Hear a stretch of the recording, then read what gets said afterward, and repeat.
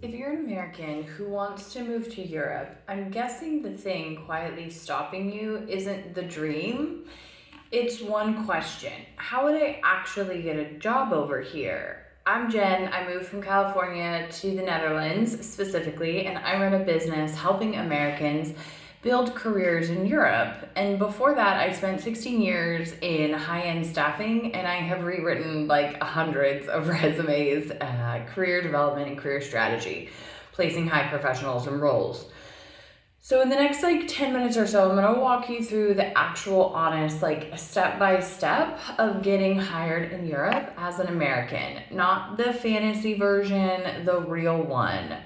And here's the first thing I need you to hear, because it changes everything. Getting a job in Europe as an American is not impossible. It's just that almost nobody teaches the job part.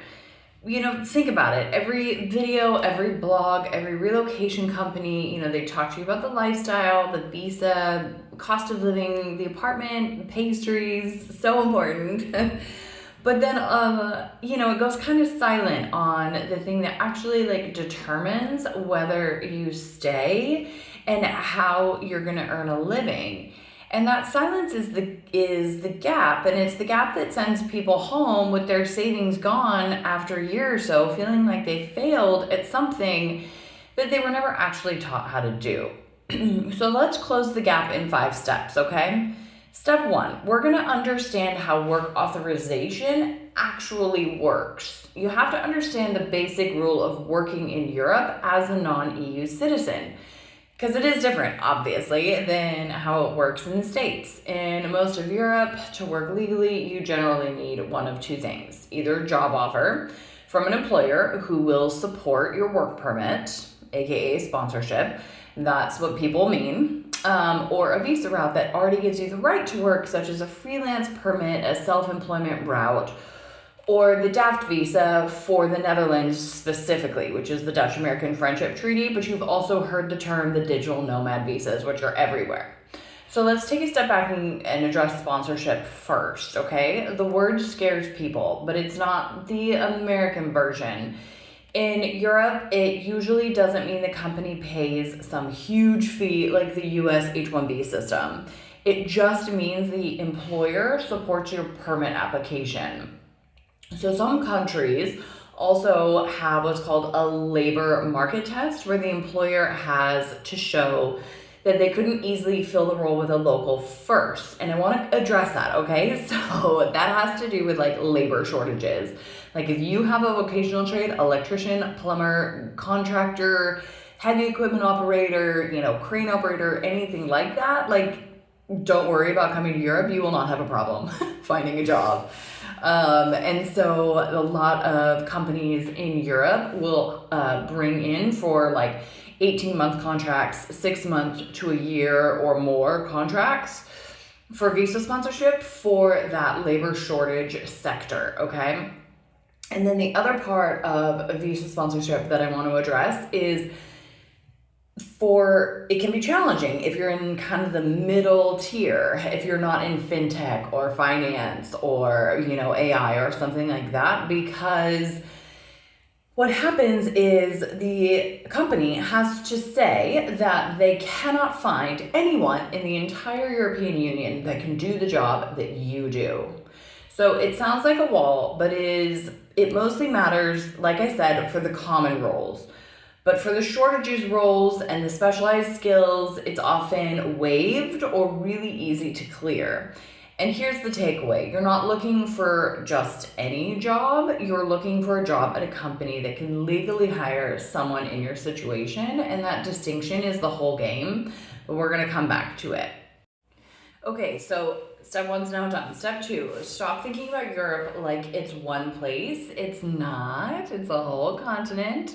There are lots of countries in Europe. Your odds of getting hired change enormously depending on where you look and what you do.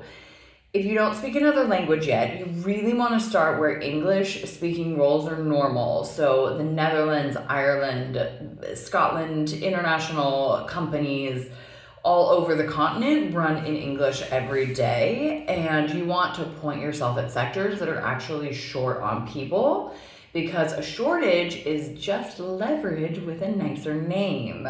So right now that's going to be tech, IT, engineering, healthcare, and skilled trades across a lot of countries at once. But I'm going to be honest with you, because I always, I always am. Some of those, like healthcare, are going to need local language and certification, right? Like, I'm not going to pretend that you can go to France as a nurse and not know French. Like, that's just not going to work. But a huge amount of tech, IT, and international business world runs in English and is consistently hiring, especially international talent. The point is, you target the overlap, right? Roles you can do in the language that you speak in a place that's short on people. So that's not luck, that's strategy. Step 3, fix your positioning before you apply. And this is the one that people skip, and it costs them months. So before you're sending out applications, you want to fix how you're positioned. We want to take your American resume, the one page, no photo, all the punchy, bragging bullet points, blah, blah, blah. Maybe a creative job title like Growth Ninja, and you send it to a recruiter in Berlin or Lisbon or Amsterdam. And to them it reads as foreign, so goes away, hard to place. The European CV, though, is a genuinely different document. Often 2 pages, a clear standard job title, plain language over buzzwords, and usually a photo. So a recruiter clocks your resume as not from here in about 3 seconds and moves on before they ever get to how good you actually are.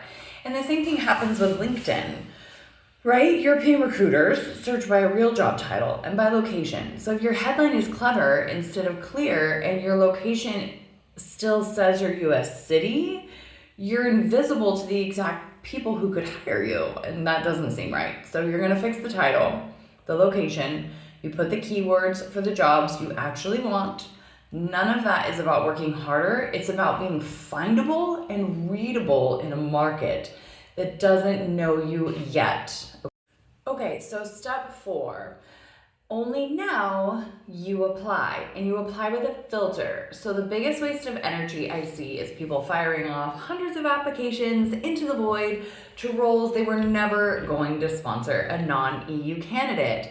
You burn your savings and your confidence on the doors that were closed before you knocked on. So instead, you look for signals, companies that mention visa sponsorship or international candidates, right? International firms. Shortage roles, bigger companies that have done this before and aren't scared of the paperwork. And there are even job boards now that filter specifically for visa sponsoring roles. But I want to take a second and let you know that by the end of this year, right, probably like $1 billion will have been transferred from corporate jobs into startups and scale-ups. So how do you stay relevant to promote your skills to going to those companies? Like, maybe the digital nomad visa works better for you as a freelancer so that you can invoice businesses. Keep that in mind, because again, going back to the sponsorship, how a business needs to like say that they couldn't find anybody with your skill set in all of the European Union, which is why they have to sponsor you, is challenging for obvious reasons. So, something to think about. Fewer, smarter applications to place that can actually say yes will always be 100 hopeful ones that can't. Okay, so be really strategic with how you apply. And then step 5 is more of a mindset. Well, it's not more of, it is the income first mindset. And step 5 is less of a tactic, right? But because it's a mindset, it might be the most important thing I say. The visa is a door into Europe. It is not a salary. And so I watch people pour every ounce of energy into the paperwork, the permit, the move, get approved, they land, and then they realize they have never actually built the income engine.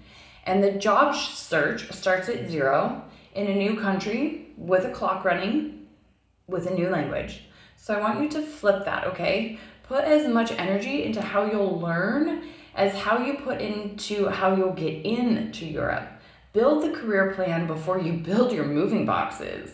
The people who do that don't just move to Europe, they stay.